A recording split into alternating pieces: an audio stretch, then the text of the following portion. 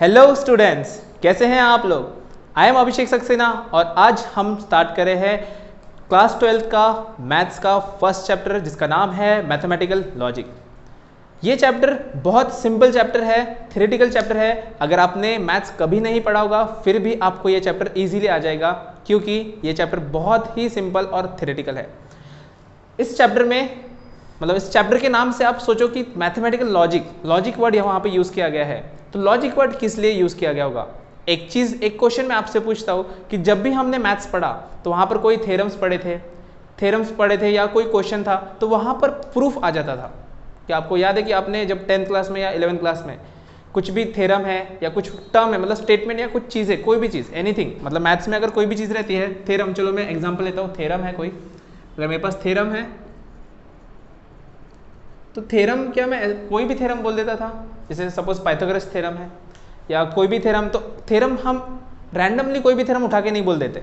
किसी साइंटिस्ट ने उस थ्योरम को प्रूफ किया होता है, बनाया होता है, उसके बाद हम लेते हैं। तो इस थ्योरम का प्रूफ आप पढ़ते हो, जब भी आप थ्योरम पढ़ते हो उसका प्रूफ पढ़ते हो, कोई भी आप लॉ पढ़ते हो तो उसका प्रूफ पढ़ते हो या नहीं पढ़ते हैं। तो हमेशा हम किसी उस पर्टिकुलर थ्योरम का प्रूफ पढ़ते हैं। तो सबसे इंपॉर्टेंट पॉइंट है कि कोई भी चीज़ अगर हम उसका प्रूफ करना चाहते हैं, अगर मैंने बोला कि ये पेन है तो इसका प्रूफ करने के लिए मुझे कुछ तो रूल्स बताने पड़ेंगे कि बस मैं इसको बोल रहा हूँ कि ये पेन है और हो गया प्रूफ, ऐसे हो जाएगा। मतलब suppose this is a pen, हमको पता है कि ये पेन है और मुझे इसको प्रूफ करना है कि ये पेन है, तो क्या ये ऑटोमेटिक प्रूफ हो जाएगा। प्रूफ करना है तो इसके पीछे कोई ना कोई रीज़न होगा कि इस ऑब्जेक्ट से मैं लिख सकता हूँ इसलिए ये पेन है, इस ऑब्जेक्ट में मैं इंक रिफिल कर सकता हूँ इसलिए ये पेन है। यही तो पेन के मतलब कोई ना कोई लॉजिक होना चाहिए या नहीं होना चाहिए, उसके पीछे कोई ना कोई पर्टिकुलर लॉजिक होना चाहिए। मतलब थ्योरम को प्रूफ करना है, कोई भी मैथमेटिशियन रहेगा। अब नॉर्मल लोग तो नहीं सोचेंगे इतना, पेन तो पेन है ना भाई, क्यों प्रूफ करना है हमको, पेन तो पेन है ना, क्यों प्रूफ करना है, क्यों दिमाग लगा रहे इतना ज़्यादा दिमाग आ गया। तो ठीक है, हमारे पास ज़्यादा दिमाग है बाकी लोगों से, चलो तो हम क्या करते हैं, इसमें लॉजिक लगाते हैं, इसको प्रूफ करने वक्त हम लॉजिक यूज़ करते हैं। तो ये जो लॉजिक है यही हमारा चैप्टर का टाइटल है, मैथमेटिकल लॉजिक। मतलब हम मैथ्स में लॉजिक ढूंढने वाले हैं। मैथ्स की जितनी भी चीज़ें होती है उसमें हम लॉजिक ढूंढेंगे। अब आप बोलोगे सर मैथ्स में हम लॉजिक कैसे ढूंढे, तो यहाँ पर हम थ्योरम्स की बात नहीं करने वाले, हम जनरल मैथ्स की बात करने वाले हैं। तो जनरल मैथ्स मतलब जनरल सेंटेंसेस की बात करेंगे। तो सबसे पहला, अब ये जब लॉजिक देखना है, प्रूफ देखना है, तो कुछ बातें आने वाली है और अगर हमें बातें करनी है, कुछ इन्फॉर्मेशन अगर ट्रांसफर करनी है, मतलब मोबाइल से लैपटॉप में नहीं तो डाटा केबल काम करेगा, इंसान से इंसान अगर हमें डाटा ट्रांसफर करना है या इन्फॉर्मेशन ट्रांसफर करनी है तो हम क्या यूज़ करते हैं बच्चों, हम यूज़ करते हैं लैंग्वेज, हम यूज़ करते हैं कम्युनिकेशन। तो हम यहाँ पर बात करेंगे कम्युनिकेशन की। सबसे पहले मतलब इंग्लिश पढ़ा रहा हूँ मैं थोड़ा सा इसमें क्योंकि पूरा इंग्लिश ही है, तो यहाँ पर हम यूज़ करते हैं कम्युनिकेशन। एंड कम्युनिकेशन में हमारे पास आ जाती है, अगर हमें बात करना हो, किसी से इंटरेक्शन करना हो या हमारी इन्फॉर्मेशन किसी पर्सन को देना है या किसी पर्सन से हमें इन्फॉर्मेशन लेना है, तो हम सिंबल से तो इन्फॉर्मेशन नहीं लेते, हम बोलते हैं, इन्फॉर्मेशन ट्रांसफ़र करते हैं। तो हमें वहाँ पर लगता है एक रिक्वायरमेंट होती है लैंग्वेज। अगर मुझे इंग्लिश आती है और सामने वाले को इंग्लिश नहीं आती तो क्या हम इन्फॉर्मेशन ट्रांसफ़र कर सकते हैं, नहीं कर सकते। अगर मुझे हिंदी आती है और सामने वाले को हिंदी नहीं आती तो क्या हम इन्फॉर्मेशन ट्रांसफ़र कर सकते हैं, नहीं कर सकते। मतलब वहाँ पर सबसे इंपॉर्टेंट पॉइंट आता है कि लैंग्वेज भी काम करती है। अब आप बोलोगे सर यहाँ पे लैंग्वेज क्यों आ रहा है, ठीक है। तो जस्ट ये इंट्रोडक्शन है इस चैप्टर का, मैथमेटिकल लॉजिक, क्योंकि हम यहाँ पर सेंटेंसेस के बारे में पढ़ने वाले हैं। हम मैथमेटिकल लॉजिक मतलब किसी पर्टिकुलर सेंटेंस में लॉजिक लगाने वाले हैं, इसलिए लैंग्वेज मैंने कहा, कम्युनिकेशन कहा। तो नेक्स्ट हमारा सबसे इंपॉर्टेंट पॉइंट है इस चैप्टर का, जिसे मैं कहता हूँ स्टेटमेंट। ये वर्ड आपको याद रखना है, स्टेटमेंट।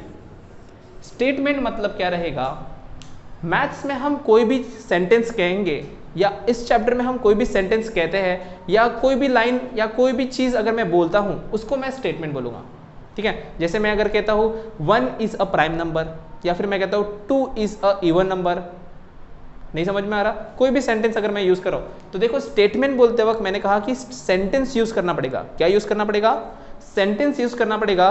तो सेंटेंस के हमारे पास अलग अलग टाइप है, सेंटेंस के हमारे पास अलग अलग टाइप है। इंग्लिश में आप पढ़ते हो, अब मैं इंग्लिश का क्लास नहीं ले रहा, मैथ्स का क्लास है इसलिए बहुत कम बताऊंगा क्योंकि मुझे भी उसके बारे में ज़्यादा नहीं पता, जितना पता है उतना ही बताऊंगा जो मैथ्स में यूज़ होगा, ठीक है। तो स्टेटमेंट के लिए आपको सेंटेंस पता होनी चाहिए, तो मैं यहाँ लिख देता हूँ सेंटेंसेस।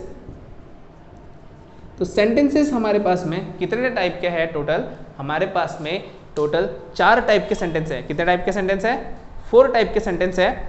इसमें से पहला sentence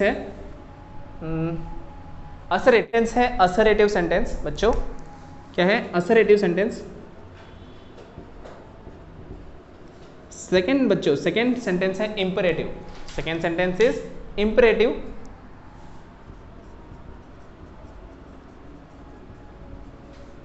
third sentence exclamatory. Third sentence is exclamatory. And last है इंट्रोगेटिव।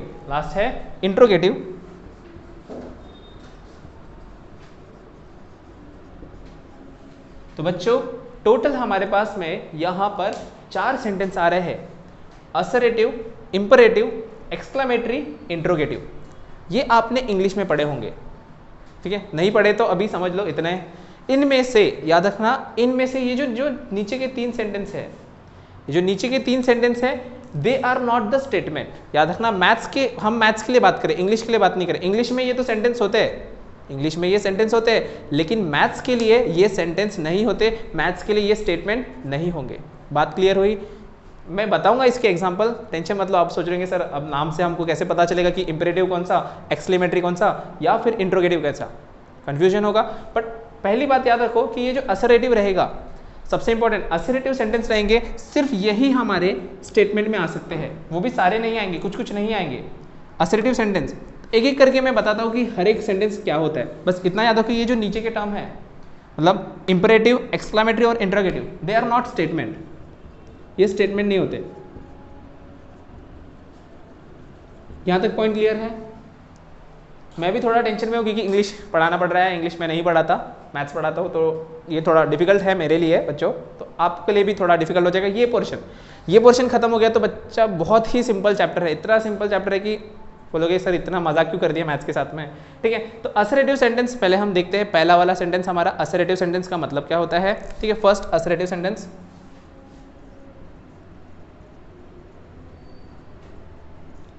असरेटिव का मतलब होता है इंफॉर्मेशन। असरेटिव का मतलब होता है इंफॉर्मेशन, मतलब assertive sentence are the sentences in which that sentence will provide some information. मतलब उस सेंटेंस से हमें कोई इंफॉर्मेशन मिलती है। क्या मिलता है? हमें एक इंफॉर्मेशन मिलेगी, कोई ना कोई इंफॉर्मेशन, मतलब उस सेंटेंस में हमें इंफॉर्मेशन मिलती है, कोई इंफॉर्मेशन मिलेगी। That you have to remember, assertive से हमें कोई इंफॉर्मेशन मिलेगी। तो ऐसे सेंटेंस जिससे इंफॉर्मेशन मिल रही है, दे आर असरेटिव। और असरेटिव सेंटेंस ही हमारे मैथ्स के स्टेटमेंट में आते हैं, उसको छोड़कर बाकी कोई भी सेंटेंस हमारे मैथ्स के स्टेटमेंट में नहीं आएंगे। अगर वो आता है तो आपको नॉट अ स्टेटमेंट लिखना पड़ेगा, क्योंकि क्वेश्चन बच्चों आपको ऐसा पूछा जाएगा, एग्जाम्पल दिया रहेगा सेंटेंस का, उसमें आपको पूछा जाएगा क्या वो स्टेटमेंट है या नहीं है। इतना सिंपल क्वेश्चन। सोचो इंग्लिश का क्वेश्चन मैथ्स में पूछ रहे हैं, बच्चा फ्री में मार्क्स दे रहे, 6 मार्क्स का चैप्टर है हमारा, ठीक है? तो असरेटिव सेंटेंस की चलो एग्जाम्पल बोलते हैं। तो एक एग्जाम्पल, मतलब बहुत सारे एग्जाम्पल बन सकते हैं। तो मैं बोलूँगा एक अर्थ इज राउंड, ठीक है? अर्थ इज राउंड पहला लिख देता हूँ, earth is round example, earth is round, ठीक है? गोल होता है। सेकेंड कुछ मैथमेटिकल बोलते हैं, 3 is a odd number, 3 is a odd number.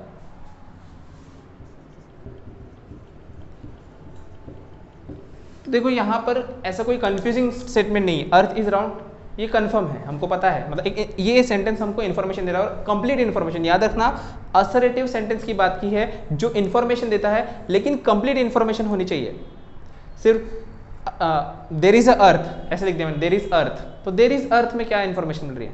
वहाँ अर्थ है, कोई इन्फॉर्मेशन नहीं मिल रही, तो वो असरेटिव सेंटेंस में भी नहीं आएगा और स्टेटमेंट में भी नहीं आएगा। तो इस तरीके के अगर क्वेश्चन टर्म आते हैं या सेंटेंस आते हैं तो उसको हम असरेटिव बोलेंगे, और इन्हीं को मैं स्टेटमेंट भी बोलूँगा। क्या बोलूँगा? स्टेटमेंट, ठीक है? यहाँ तक पॉइंट क्लियर है? इसके बाद सेकेंड टाइप, सेकेंड है मेरा इंपेरेटिव।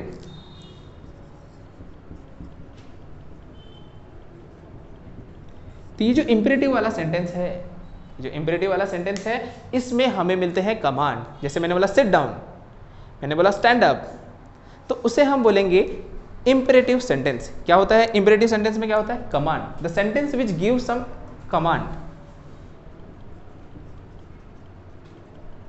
तो जिन सेंटेंस में कमांड बोला, जैसे सिट डाउन बोला, तो सिट डाउन में क्या मतलब? सिट डाउन का कोई मतलब निकल रहा है बैठ जाओ, खड़े हो जाओ, कम इनसाइड।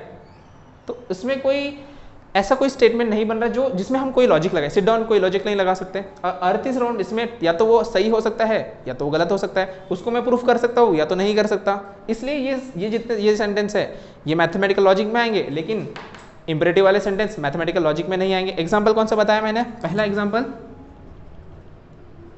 कमांड का, प्लीज सिट डाउन। चलो अब थोड़ा रिस्पेक्ट दे देता हूँ आप लोग को, प्लीज सिट डाउन।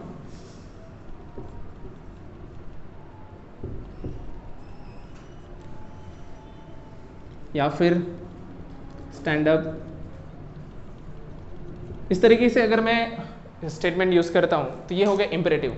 लेकिन मैंने आपसे पहले ही कहा इंपेरेटिव स्टेटमेंट नहीं होता, सिर्फ असर्टिव वाले स्टेटमेंट होंगे। क्लियर है यहां तक के? इसके बाद एक्सक्लामेटरी। तो एक्सक्लामेटरी का नाम सुनते ही आप खुश हो गए बच्चों, क्योंकि आपको पता है एक्सक्लामेटरी का मतलब हमें एकदम इजीली समझ में आता है एक्सक्लामेटरी कैसे होगा। तो थर्ड सेंटेंस एक्सक्लामेटरी, क्योंकि ये बच्चों आप बचपन से ही पढ़ रहे हो, तो जिसमें ऐसा सिंबल हो, ऐसा सेंटेंस जिसमें एक्सक्लामेटरी सिंबल हो, उसको हम एक्सक्लामेटरी सेंटेंस बोलते हैं। लेकिन फिर से एक्सक्लामेटरी सेंटेंस स्टेटमेंट नहीं होगा। क्यों नहीं होगा? क्योंकि इसमें कोई लॉजिक नहीं होता। जैसे example, oh wow I won the match, मैं जीत गया, I got the good marks. तो इस तरीके से अगर मैं सेंटेंस बोलता हूँ तो इसमें हम कोई लॉजिक लगा नहीं सकते, मतलब इसमें कोई मीनिंग नहीं आ रहा है। ओके, तो उस टाइप के सेंटेंस अगर रहते हैं तो उसको हम एक्सक्लेमेटरी सेंटेंस कहते हैं। अगेन वो एक स्टेटमेंट नहीं रहेगा, याद रखना है बच्चों, वो स्टेटमेंट नहीं है। तो मैं क्या लिखूंगा यहाँ पर? एग्जाम्पल। चलो एग्जाम्पल, इसमें क्या होगा? इसमें मैं इसका कोई मीनिंग नहीं होता एक्सक्लेमेटरी सेंटेंस का। अगर मैं मीनिंग निकालने जाऊँ तो हम उसको बोलेंगे कि व्हेन वी आर एक्साइटेड, हम मतलब ज़्यादा एक्साइटेड हो जाते हैं, खुशी हो जाते हैं या दुखी हो जाते हैं, तो मतलब दुखी हो गए, ओ गॉड, ऐसे मतलब। तो इस तरीके की जब हम सेंटेंस यूज़ करते हैं तो उसको हम एक्सक्लेमेटरी बोलते हैं। तो यहाँ पे मैं इसको लिख लेता हूँ, फीलिंग्स एक्सप्रेस करता है ये, मतलब mostly exclamatory sentence feeling express करता है। तो फीलिंग्स वाले क्वेश्चन भी मैथ्स में नहीं चलेंगे, मैथ्स में लॉजिक चलता है, फीलिंग्स नहीं चलेगी यहाँ पर। ठीक है, क्लियर? तो इसका एग्जाम्पल अगर मैं लिखता हूँ तो क्या आएगा? कोई भी, O God save me from this studies, O God save me from this studies, O God कितना पढ़ना पड़ रहा है। ठीक है, तो इस तरीके से अब मैं और एग्जांपल नहीं बताता, आप अनगिनत एग्जांपल लिख सकते हो, क्योंकि आप लोग मुझसे इंग्लिश में बहुत बेहतर हो, कि मैं तो मैथ्स टीचर हूँ ना, इंग्लिश टीचर थोड़ी ना हूँ बच्चों। ठीक है, तो third sentence is clear, but ये भी स्टेटमेंट नहीं रहेगा। और लास्ट वाला, अब बोलोगे सर ये ही स्टेटमेंट रहता है तो सिर्फ असर्टिव सिखा दो, बाकी क्या मत सिखाओ।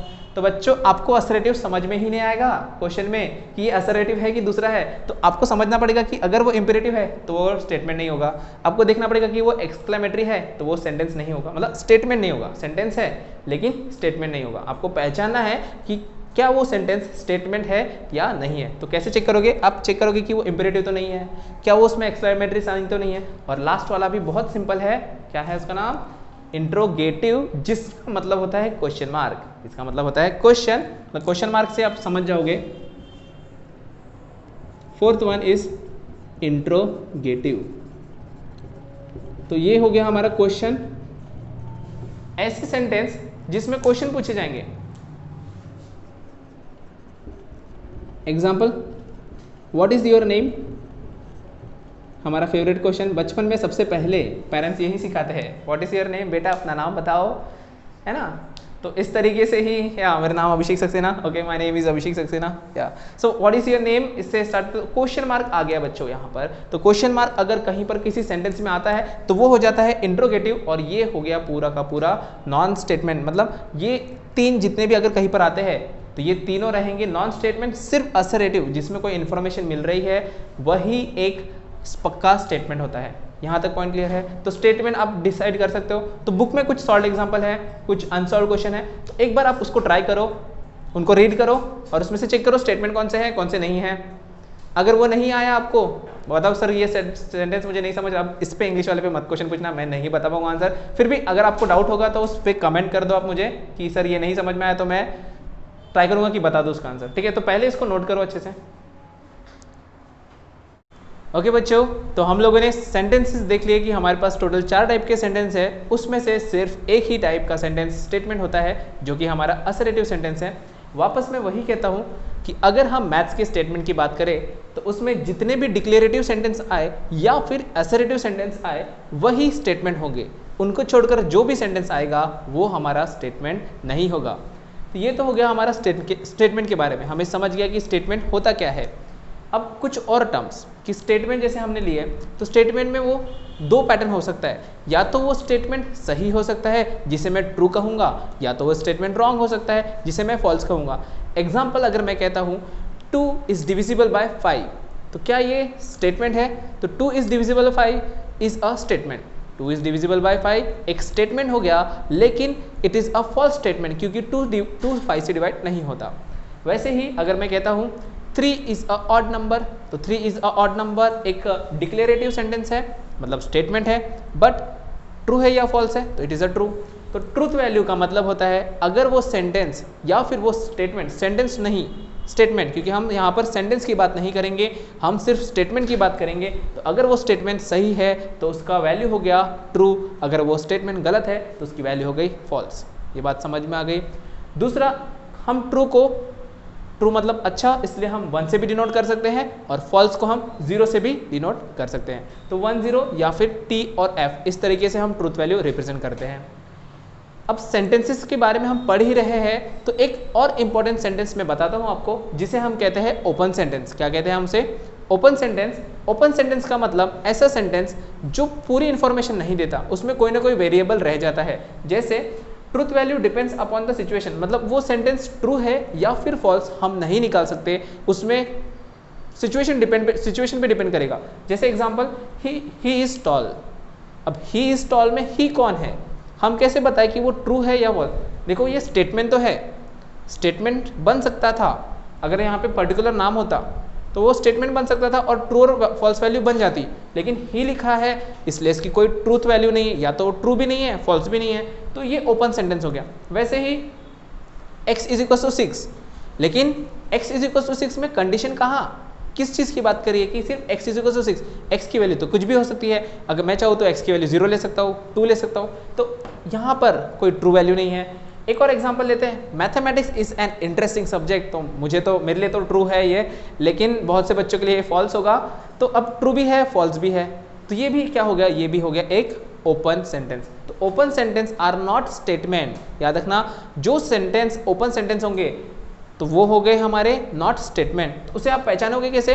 It contain variable. बच्चों वेरिएबल का मतलब आपको पता है, जिसकी वैल्यू चेंज होती है। जैसे यहाँ पर ही था, ही की वैल्यू चेंज हो सकती है। जैसे यहाँ पर x था, x की वैल्यू चेंज हो सकती है। यहाँ मैथमेटिक्स इज द सब्जेक्ट, तो सब्जेक्ट या मैथमेटिक्स की वैल्यू चेंज हो सकती है, या इंटरेस्टिंग की वैल्यू चेंज हो सकती है। तो जिसकी वैल्यू चेंज होती है वो वेरिएबल होगा, उसे हम कहेंगे ओपन सेंटेंस। क्लियर हो गया बच्चों? तो यहाँ पर हमें स्टेटमेंट समझ गए कि स्टेटमेंट क्या होता है, और हमें स्टेटमेंट पहचानना आना चाहिए, क्योंकि आपके जितने भी क्वेश्चन हैं उसमें आपको सबसे पहले चेक करना है कि वो स्टेटमेंट है या फिर नहीं है। उसके बाद आप उसकी ट्रूथ वैल्यू बताते हैं कि वो ट्रू है या फिर फॉल्स। तो चलो हम कुछ क्वेश्चन सॉल्व करते हैं। कुछ क्वेश्चन मतलब देखो यहाँ पर हमारे पास स्टेटमेंट है, आपके बुक में सारे क्वेश्चन दिए हुए हैं, ठीक है, क्वेश्चन दिए हुए हैं, उनमें से मैं कुछ क्वेश्चन लेता हूँ ताकि आप समझ जाए। पहला देखो, 6 × 4 = 25। तो देखो यहाँ पर कोई भी वेरिएबल नहीं है बच्चों, क्या है यहाँ पर? वेरिएबल नहीं है, इसके लिए मैं इसको लिखूंगा इट इज़ अ स्टेटमेंट। तो मैं स्टेटमेंट के लिए s लिखता हूँ, अगर स्टेटमेंट नहीं रहेगा तो NS लिखूंगा, नॉट अ स्टेटमेंट, ठीक है। तो ये स्टेटमेंट हुआ क्योंकि ये इन्फॉर्मेशन दे रहा है। बट देखो 6 4 = 24 होता है, 25 नहीं होता, तो it is a false statement, इसलिए मैं उसको फॉल्स स्टेटमेंट बोलूँगा। ये बात क्लियर हो गई। F लिखा मतलब फॉल्स, T लिखा मतलब ट्रू, इतने तो आप होशियार है ही, आपको समझ ही जाता है। अब देखो यहाँ पर x + 6 = 9, देखो यहाँ पर वेरिएबल आ गया, जहाँ पर वेरिएबल आ गया वो हो गया ओपन सेंटेंस। तो open sentence is not a statement. तो अगर नॉट अ स्टेटमेंट है तो इसका ट्रू फॉल्स वैल्यू नहीं बनता, स्टेटमेंट ही नहीं है तो ना तो ट्रू ना तो false. What are you doing, अरे बाप रे, यहाँ तो क्वेश्चन मार्क ही आ गया। क्वेश्चन मार्क मतलब क्या होता है? इंट्रोगेटिव, तो ये भी not a statement. The quadratic equation x² - 5x + 6 = 0 have 2 real roots। देखो बच्चों, quadratic equation दी हुई है, has 2 equal roots, मतलब देखो एक इंफॉर्मेशन दी है, परफेक्ट इंफॉर्मेशन, वेरिएबल नहीं है, कुछ चेंज नहीं होने वाला, तो इसका मतलब ये हो गया statement, this is the statement.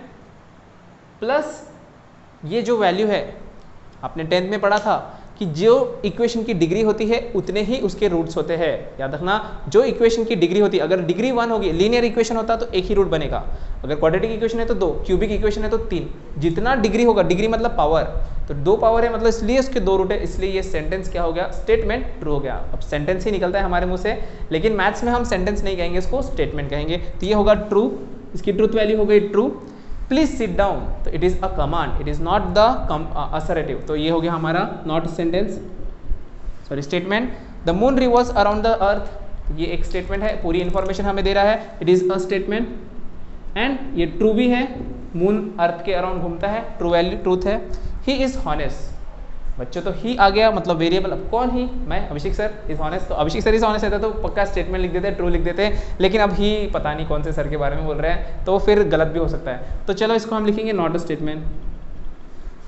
Every real number, sorry यहाँ पे चाहिए था every real number is a complex number, तो बच्चों real number is a part of complex number, इसलिए अब ये सेंटेंस सबसे पहला स्टेटमेंट है या नहीं है, तो every real number is a complex number, तो रियल नंबर भी बराबर वेरिएबल नहीं, चेंज नहीं है, सही है, कॉम्प्लेक्स नंबर भी बराबर बोला है, वेरिएबल नहीं है, तो इसका मतलब ये क्या हुआ, स्टेटमेंट, क्या हो गया ये स्टेटमेंट, तो इसको हम लिख लेंगे statement, it is a statement.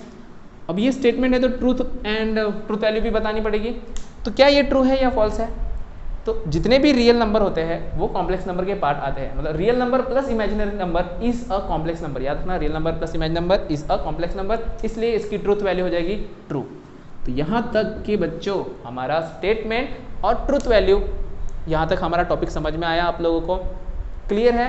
अब देखो, अब हम सिंगल सिंगल स्टेटमेंट की बात कर रहे थे, तो जैसे इंग्लिश में आप सिंपल सेंटेंस से कंपाउंड सेंटेंस में चले जाते हो, याद है आपको सिंपल सेंटेंस था, फिर कुछ तो बीच में लगाते थे और एक दो सेंटेंस को मिला के एक सेंटेंस बना देते थे, तो वैसे ही हम अब मैथ्स में भी करने वाले हैं, बट पहले वो लिखने से पहले, मतलब वो टॉपिक में आने से पहले आप इसको नोट डाउन कर लो अच्छे से।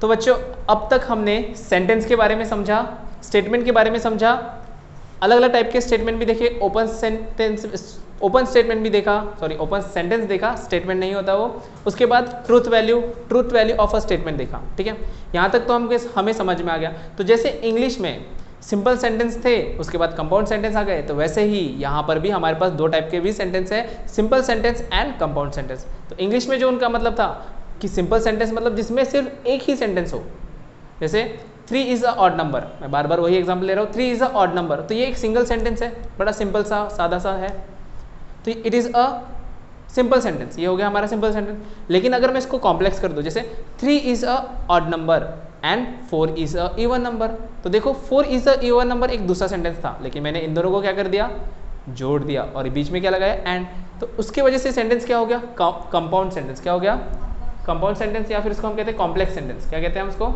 Complex sentence. ओके, सो यहाँ पर रहेगा पहला सेंटेंस कौन सा है, सिंपल सेंटेंस,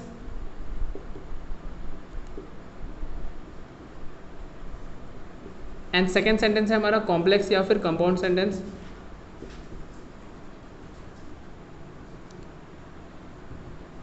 देखो हम इंग्लिश की क्लास तो नहीं पढ़ रहे हैं, इंपॉर्टेंट है मतलब समझना। सिंपल मतलब क्या रहेगा, उसमें एक ही सेंटेंस रहेगा, याद रखना। सिंपल सेंटेंस में क्या रहेगा, it will contain only one sentence, ठीक है, एक ही सेंटेंस रहेगा पहला,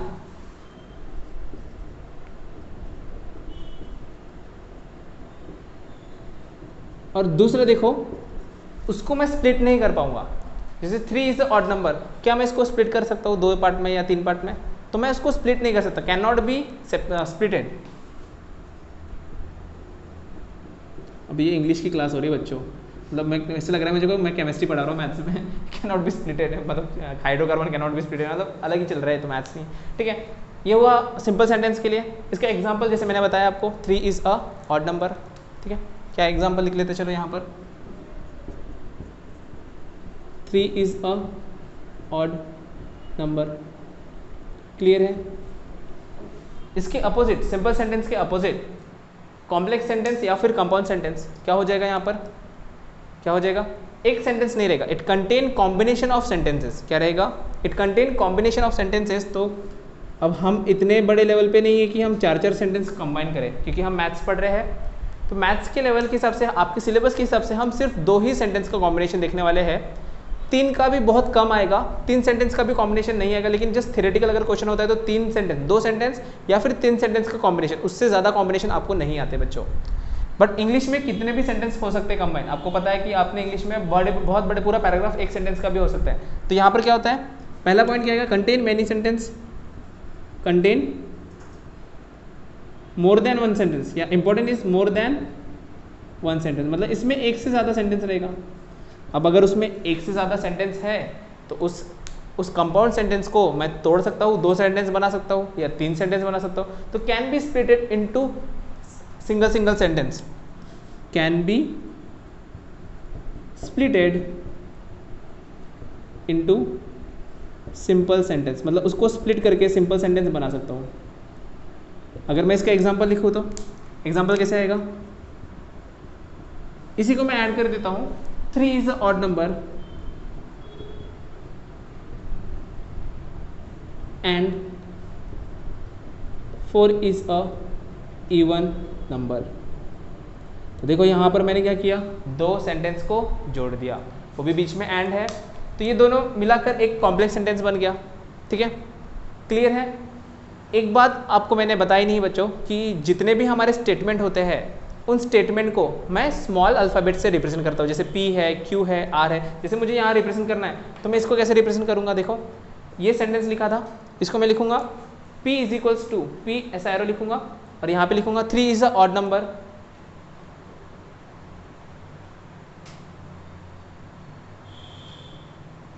और साथ में अब मेरे पास दूसरा एक और सेंटेंस है 4 इज अ इवन नंबर, तो मैं दूसरा लिख लेता हूँ Q, ये स्मॉल p है, ठीक है, small p, 4 is a odd number,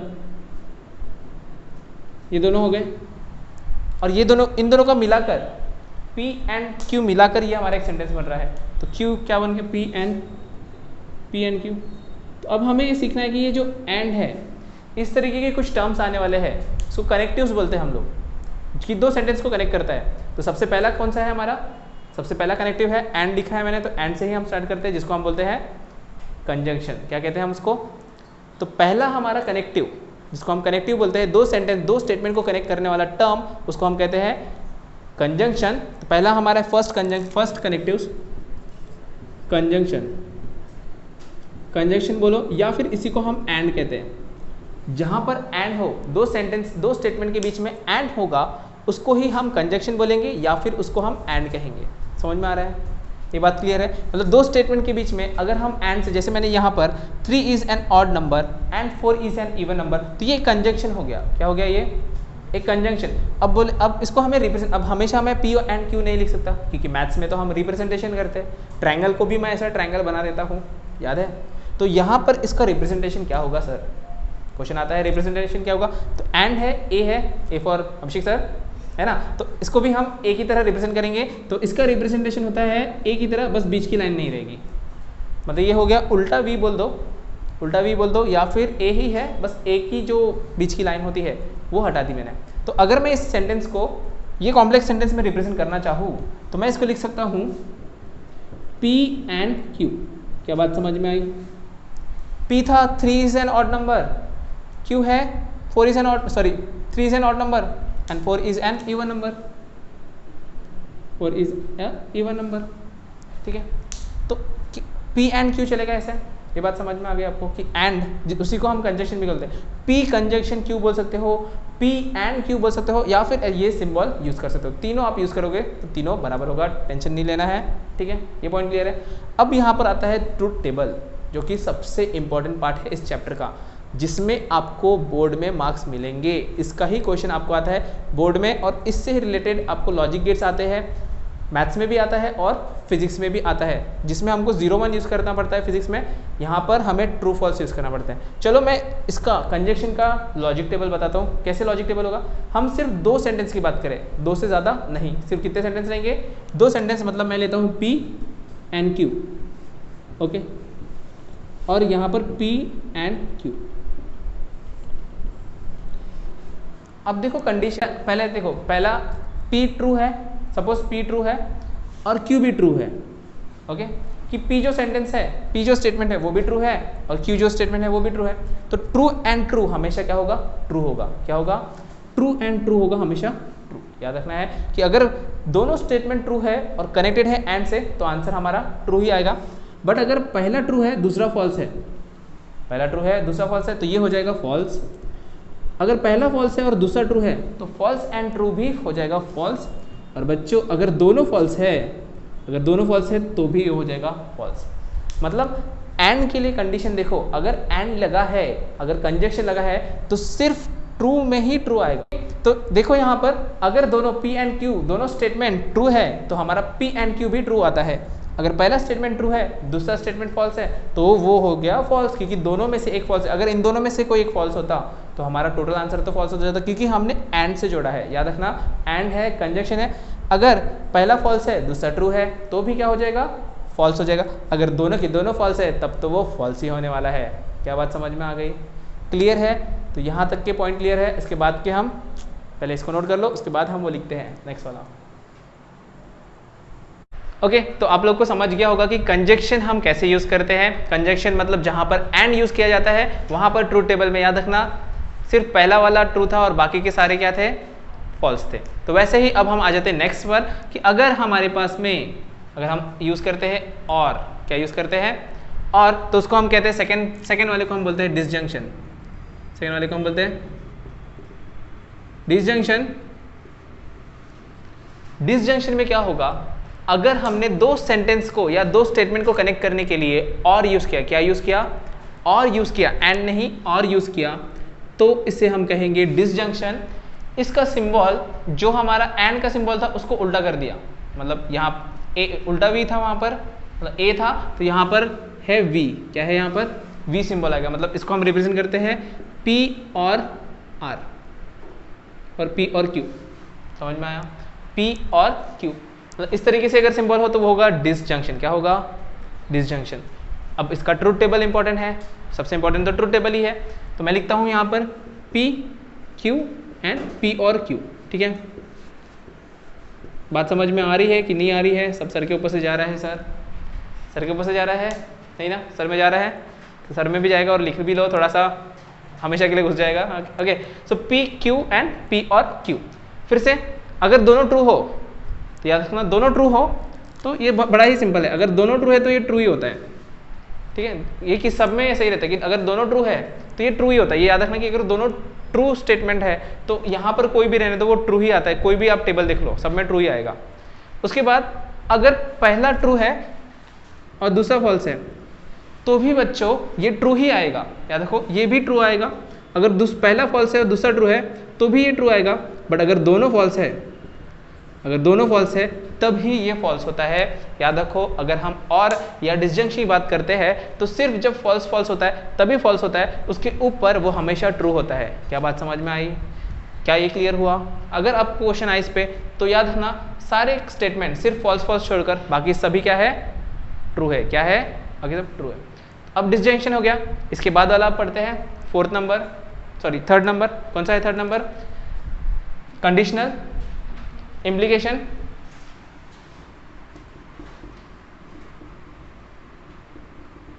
implication को ही नाम है, कुछ नाम है कंडीशनल, कंडीशनल भी नाम बोलते हैं इसको।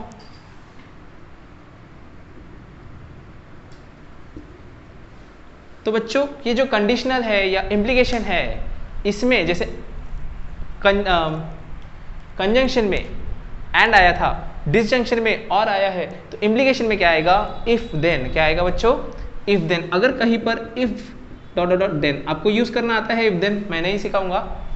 इफ देन यूज करना आता है आपको, तो आपको इंग्लिश में आपने सीखा है तो मैं नहीं सिखाऊंगा। बस इफ देन अगर किसी स्टेटमेंट, दो स्टेटमेंट को जोड़ता है, इफ देन ने स्टेटमेंट को जोड़ा तो उसको हम बोलेंगे, क्या बोलेंगे, इम्प्लीकेशन या फिर कंडीशनल। इसका सिंबल देखो, अब इफ देन, इम्प्लीकेशन मतलब इम्प्लाइज, तो इसका सिंबल होता है एरो का। इस तरीके से अगर एरो हो, सिंगल डायरेक्शन एरो, एक डायरेक्शन में एरो है तो उसको हम बोलते हैं इम्प्लीकेशन। तो कैसे लिखते हैं इसको, P इम्प्लाइज Q।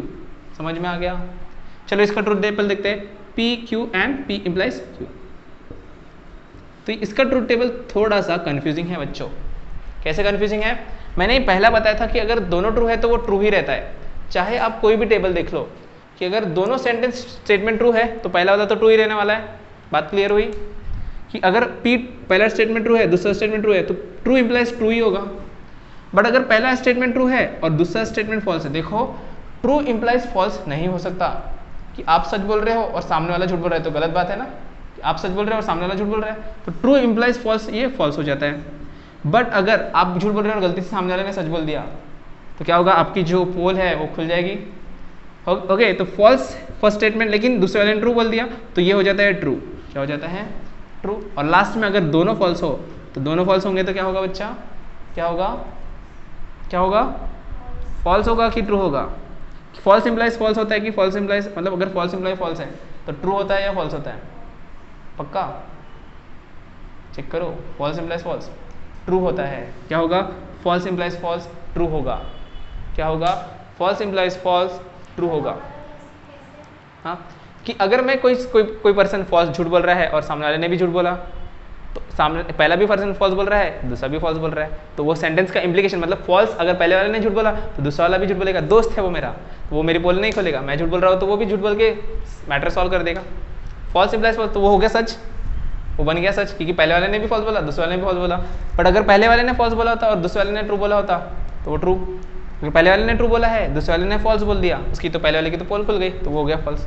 तो अब देखो यही वाला बस एक है जो थोड़ा याद करने में डिफिकल्ट लगता है या कंफ्यूजिंग लगता है। बाकी के सारे स्टेटमेंट, बाकी के ट्रूथ टेबल बहुत सिंपल है। मतलब देखो एंड में क्या था, एंड में पहला वाला ट्रू था, बाकी के सारे फॉल्स थे, और में लास्ट वाला फॉल्स है, पहले वाले सारे ट्रू है। बड़ा सिंपल। बस इसमें एक थोड़ा सा प्रॉब्लम है, बाकी के जो है, अभी देखो इसमें देखो सिर्फ इसमें ट्रू इंप्लाइज फॉल्स फॉल्स है, बाकी के सारे ट्रू है। कैसे याद रखोगे इसको, कि false implies, sorry true implies false. अगर मैं सच बोल रहा हूँ और सामने वाला झूठा बोल रहा है, तो मैं तो फंस जाऊंगा, फंसूंगा कि नहीं फंसूंगा, तो वो हो गया फॉल्स वाला। बस इतना याद रखना है। इसके बाद फोर्थ नंबर हमारा इम्प्लीकेशन के बाद है बाय कंडीशनल। क्या है? फोर्थ बाय कंडीशनल है पक्का, फोर्थ वाला बाय कंडीशनल, या उसको डबल इम्प्लीकेशन भी बोलते हैं। बाय कंडीशनल, या इसी को हम बोलते हैं डबल इम्प्लीकेशन।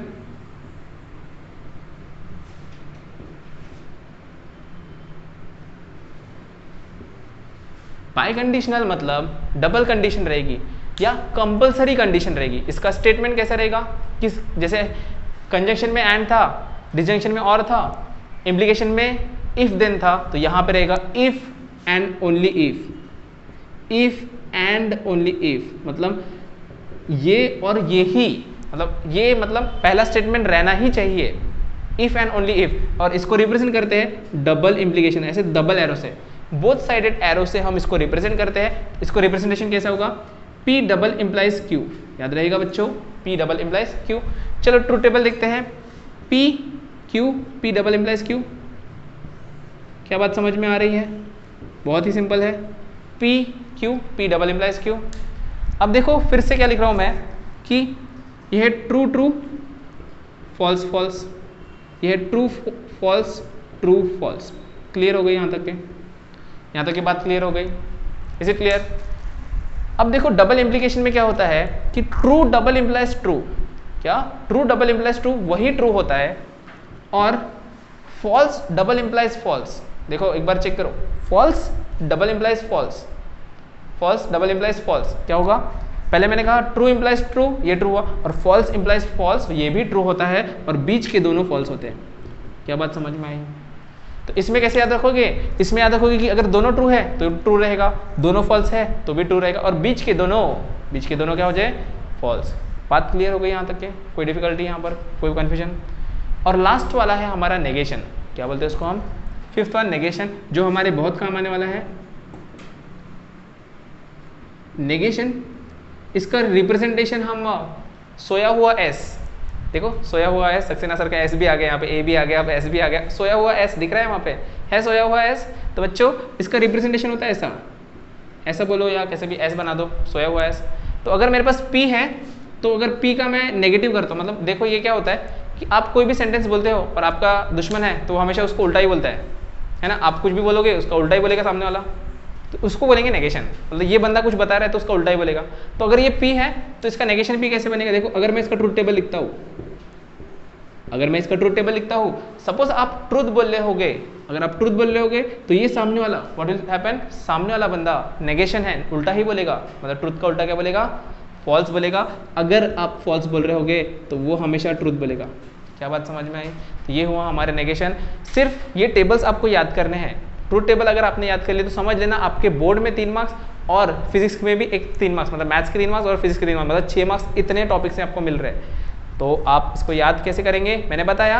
एंड में क्या होता है, एंड में याद करो, एंड में क्या होता है, सिर्फ पहला ट्रू होता है, बाकी के सारे फॉल्स होते हैं, ठीक है। और में सारे ट्रू होते हैं, सिर्फ फॉल्स फॉल्स वाला फॉल्स होता है। ये बात क्लियर हुई? फिर इफ देन में अगर दोनों ट्रू है तो ट्रू, दोनों फॉल्स है तो ट्रू। सिर्फ इसमें फॉल्स कौन सा होता है, एक ही फॉल्स है कि ट्रू इंप्लाइज फॉल्स, फॉल्स होता है, बाकी के सारे ट्रू। देखो बाकी तीनों ट्रू है, सिर्फ एक ही फॉल्स है कि इसमें सिंगल इम्प्लीकेशन में, मतलब सिर्फ ट्रू कभी झूठा नहीं हो सकता, सच कभी झूठा नहीं हो सकता, that is okay. And double implication में देखो दोनों ट्रू है तो ट्रू, दोनों फॉल्स है तो ट्रू, दोनों फॉल्स है तो ट्रू है, बीच के दोनों फॉल्स। और नेगेशन में तो कोई फर्क ही नहीं पड़ता, ये तो हमको पता है ट्रू का फॉल्स और फॉल्स का ट्रू। तो यहाँ तक के पॉइंट आपको समझ गए होंगे। इसके बाद आपके सॉल्व एग्जांपल्स है, वो सॉल्व एग्जांपल आप ट्राई करेंगे। उसके बाद पहली एक्सरसाइज है 1.1, वो भी आपको सॉल्व करनी है। ये पूरा आपको होमवर्क है बच्चों। अगर कोई भी क्वेश्चन में डाउट है तो कमेंट में मुझे बताएंगे आप लोग कि सर ये क्वेश्चन नहीं आया, तो मैं ट्राई करूंगा कि उसका भी वीडियो आपको बना दूँ, ठीक है। तो फिर हम इस वीडियो को यहीं पर स्टॉप करते हैं, नहीं तो बहुत बड़ा हो जाएगा, पहले ही बहुत बड़ा हो गया। तो फिर जाने से पहले बस मैं आपसे कहूंगा कि इस वीडियो को अगर आपको पसंद आया होगा, टॉपिक समझ में आए होंगे, तो प्लीज इस वीडियो को लाइक कर दो, शेयर कर दो एंड सब्सक्राइब करना मत भूलना। सबसे ज्यादा इंपॉर्टेंट, आपके फ्रेंड्स, फैमिली, रिलेटिव्स सबके साथ इस वीडियो को शेयर कर दो बच्चों। तो फिर मिलते हैं हम लोग नेक्स्ट वीडियो में नेक्स्ट टॉपिक लेकर।